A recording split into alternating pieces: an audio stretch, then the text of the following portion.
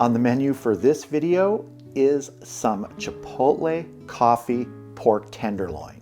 Pork tenderloin gets overlooked a lot, but it is fantastic when grilled up, and we are going to give it a fantastic rub. Now, I'm going to be cooking it up tomorrow. We're also going to be making a cherry balsamic sauce to go with it.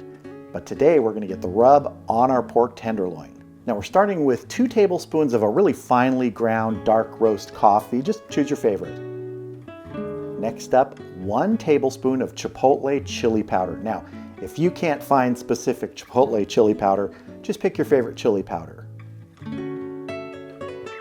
2 tablespoons of brown sugar, 1 teaspoon of smoked paprika, 1 teaspoon of granulated garlic, 1 teaspoon of kosher salt, half a teaspoon of a coarsely ground black pepper, and half a teaspoon of dried cumin. We're going to mix this up. You could put it in a shaker if you want, but I'm just going to work straight from the bowl here today. If you have any big lumps of the brown sugar, just kind of break them up.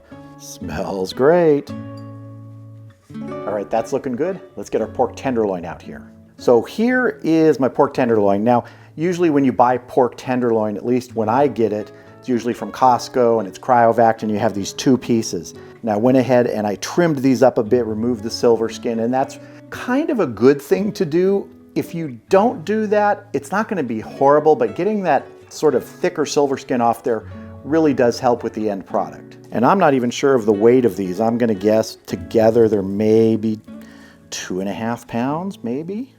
We're just going to get a good coating on all sides here, because this is going to go in the refrigerator overnight. Let it sort of absorb all these flavors.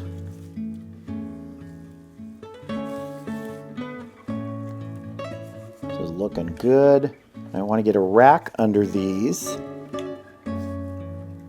so they don't sit in any juice that sweats off. Now I'm going to cover this with a piece of plastic wrap loosely, and we're going to put this in the refrigerator. It's going to sit there overnight, and tomorrow we will grill it up out on the Weber kettle, but we're also going to make that cherry balsamic sauce. Well, our pork tenderloins have been soaking in that seasoning overnight. The grill is going. It's going to be ready just about the time our sauce is done, and that's what we need to get going now. So I have my saucepan on the stove here over low heat right now, and I'm going to add 13 ounces of cherry preserves. Next up is 1/3 cup of balsamic vinegar, about a tablespoon of Dijon mustard, 2 tablespoons of honey. This is a wildflower honey that I'm using. Got a teaspoon of minced garlic. We're going to do a quick pinch of some salt and some pepper. Mix this, and we want to simmer for about maybe 8 to 10 minutes. Let this come together and let it thicken up.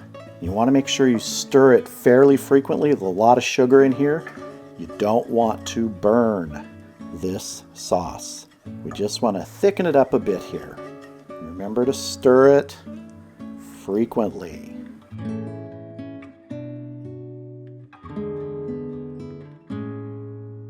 All right, we've been simmering for about 12 minutes here. It's looking good. See on the back of the spoon here, if I drag my finger through it, it just kind of leaves the thing. It doesn't run into it. So this is about as thick as I want it. It's going to thicken up a little more while our tenderloin is cooking, but that's fine. I'm going to turn off the heat. Now about half of that is going to be used to glaze our tenderloin out on the grill. The other half we're going to reserve to glaze it when we get it ready for presentation and tasting. Now let's head out to the grill, and I'm not really going to do any talking out there because this cooks fairly quickly.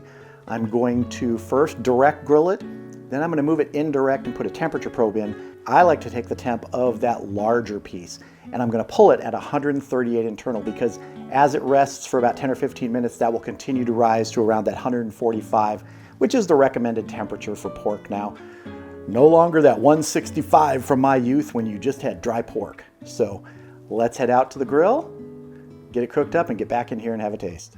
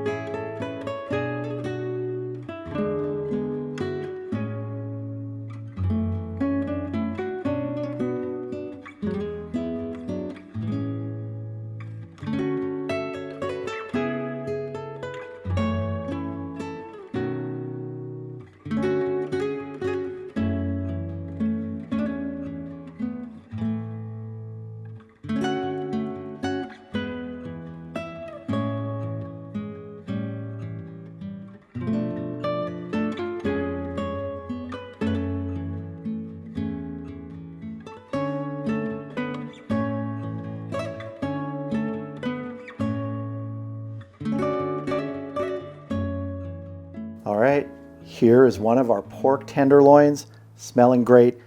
It just looks beautiful. That first sear that you do with the brown sugar in there, the coffee, you're going to get a nice little crust in different spots there.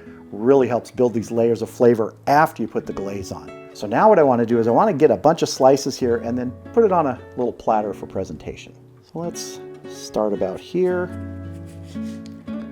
We'll just kind of go like this. We'll cut some medallions.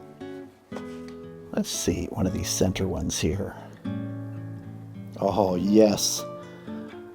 I hope you can see the juice in that. That looks so good. All right, let's get this on our platter so we can have a taste.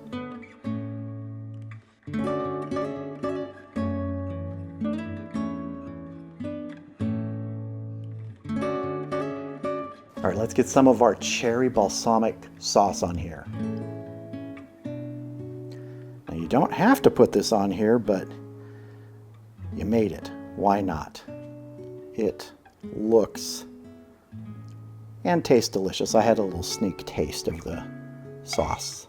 Now let me get one of these center pieces here. Might be the exact one I showed. Get a couple pieces cut. Cheers. That may be the best pork tenderloin I've ever made. That coffee rub, outstanding.